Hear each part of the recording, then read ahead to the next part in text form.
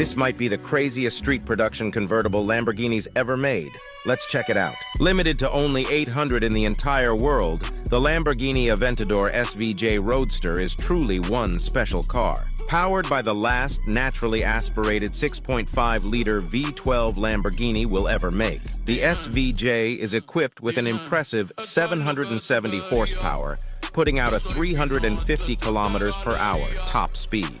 The SVJ is possibly the closest a production street car has come to sounding like the glory days of V12 Formula One racing. If you're looking for something smooth and quiet, this is definitely not it. The Aventador screams to redline, kicks, pops, and bangs at every upshift, making sure you know that you're driving a true Lamborghini V12. The SVJ is truly track-bred, with the addition of rear-wheel steering and its giant rear wing.